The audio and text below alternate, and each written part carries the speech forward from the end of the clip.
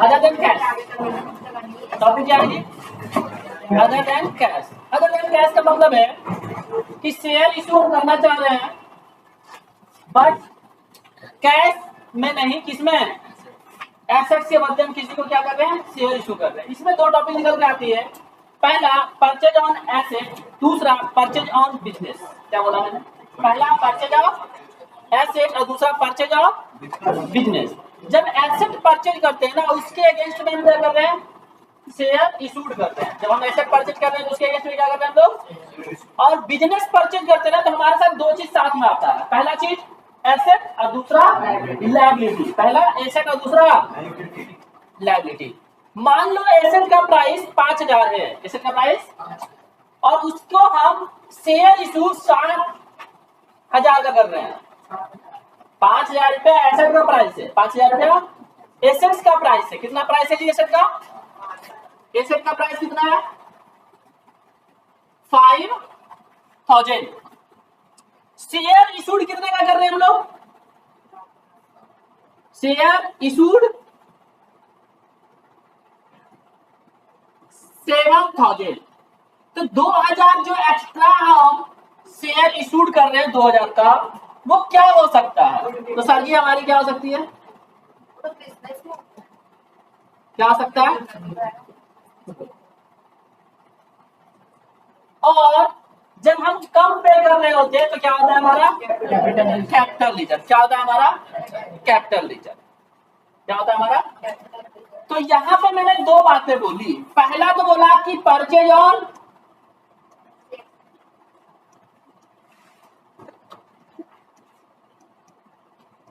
और दूसरा हमने बोला परचेज ऑन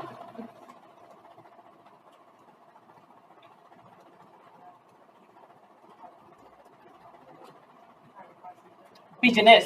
क्या हो गया जी? परचेज ऑन एसेट और परचेज ऑन। जब एसेट की बात हो तो हम जब परचेज कर रहे हैं तो जनरल एंट्री क्या बनेगा आलोक?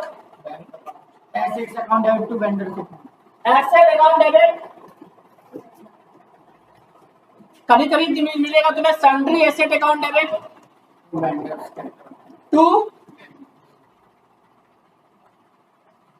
Vendor account. वेंडर अकाउंट कोई दिक्कत नहीं आता। और वेंडर को हम क्या करते हैं? इसके बदले शेयर इशूड करते हैं, तो क्या होता है? Vendors account debit vendor account debit to share capital. Share capital.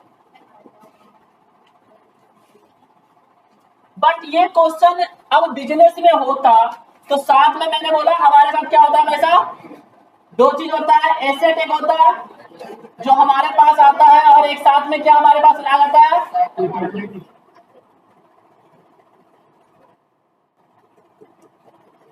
Liability. क्या होता है? लायबिलिटी।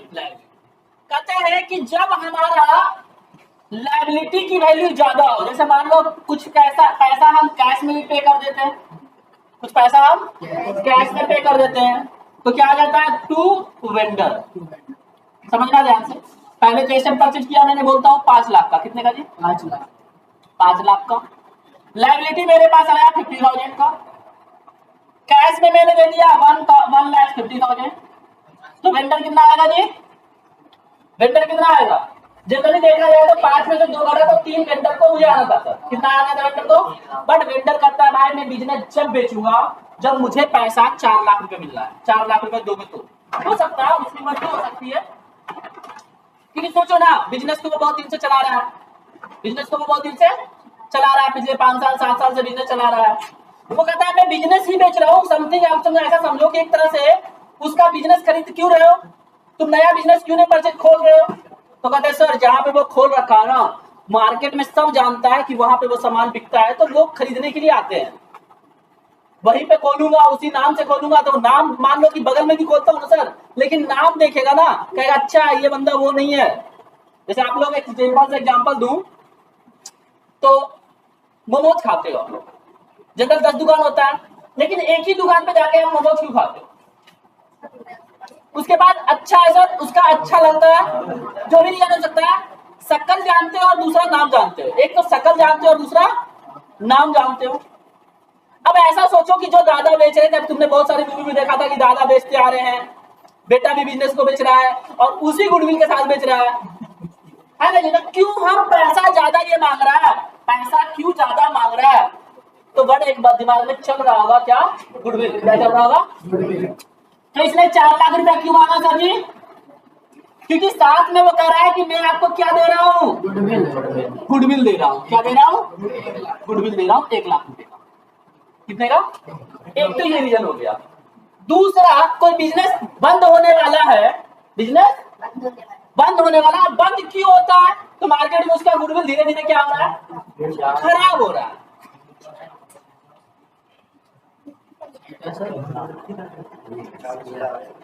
सही है इसकी गलती है। 4 1 5 1 6 और 6 बराबर 0 बढ़ा दो 0। अच्छा ये 40। कोई मार्केट में ऐसा होता है, अच्छी बिजनेस की तो बात हमने कर दी कि वेंडर ज्यादा पैसा मांग सकता है, वेंडर ज्यादा पैसा मांग सकता है, तो वेंडर ज्यादा पैसा नहीं मांग रहा, शेयर में हिस्सा अपना ज्यादा मांग रहा है, तो यहाँ पे एंट्री क्या हो जाएगा फिर?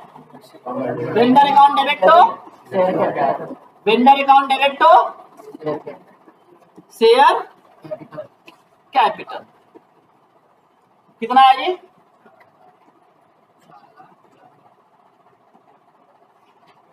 दूसरी बात मैं कह रहा हूं कि पहला केस तो ये, चलो आपको उसी दुकान का मोमोज अच्छा लगता है इसलिए आप खाने जाते हो, इसलिए वो पैसा ज्यादा मांग रहा है तो गुडविल के बदले मांग रहा है। कोई ऐसा भी तो बहुत सारे बिजनेस होते हैं कि बिजनेस लॉस में हमेशा चल रहे हैं इसलिए बंद कर रहा है। अब बंद करके सोच रहा है क्या करूं यार, किसी को सेल कर देता हूं बिजनेस को ही। बंद करने का मतलब एक एसेट को बेचना पड़ेगा, और किसी को बिजनेस बेच देता हूं तो अपना टेंशन खत्म, लायबिलिटी का भी और एसेट का भी, और उससे कुछ पैसा ले लेते हैं। कहने का मेरा मतलब क्या है, समझो कि आप बिजनेस जब भी बेचोगे तो साथ में एसेट बेचोगे। एसेट कितने का था? 5 लाख का भी बोला। लायबिलिटी इसके पास कितने का था? 50,000 का था। कैश उसको हमने कितना दे चुका हो? 1.5 लाख। कह रहा भाई मुझे शेयर दे दे मात्र और मात्र 1 लाख रुपए का। कितने का शेयर मांग रहा है वो? 1 लाख का मांग रहा है। ऐसा क्यों 1 लाख रुपए को देने के लिए तैयार हो रहा है? क्योंकि बिजनेस क्या चल रहा है सर जी, बहुत दिनों से लॉस में चल रहा है, सोच रहा है जो आ रहा है वही सही, आने वाले समय में ऐसा ना हो कि ये एसेट भी बेचना पड़ जाए मुझे लॉस में। तो हम सोचते हैं कि अच्छा 5 लाख का एसी फर्नीचर मशीन सब आ रहा है और मुझे मात्र देना कितना पड़ रहा है? 4 लाख रुपया। 1 लाख रुपया क्या हो रहा है? बच रहा है। उसको क्या हम लोग बोलते हैं? Capital reserve. कितना बोलते हैं ये? 2 लाख। 1 2 3 4 कितना आया ये? 2 लाख रुपया आएगा। कैपिटल रिजर्व कितना आ गया? 2 लाख रुपया। समझ में आया? सिचुएशन कुछ भी हो सकता है, या तो हमारा लायबिलिटी वाला पोर्शन ज्यादा होगा तब तो गुडविल निकल के आएगा, जब हमारा एसेट वाला पोर्शन ज्यादा होगा तो कैपिटल रिजर्व निकल के आएगा। हाँ, शेयर इशू के केस में हम सिर्फ शेयर कितने का इशू करेंगे? अब 1 लाख का ही शेयर इशू करेंगे। कितने का? Vendor account debit to share capital account. Vendor account debit to share capital account 1 lakh. कोई डाउट नहीं आता किसी को? बहुत इजी क्वेश्चन, बुक से उठाओ या रहने दो, समझ में आ रहा है? हाँ, एक आध क्वेश्चन बुक से उठा ले, लाओ।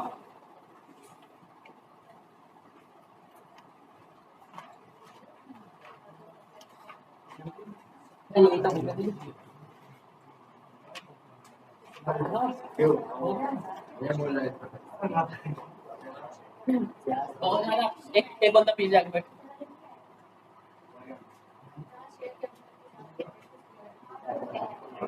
अगली बार बातचीत करने देखे तो सबसे पीछे बैठा।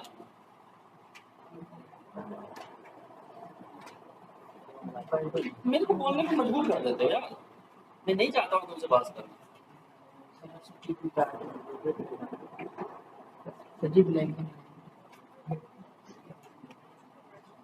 बनाऊं मैं?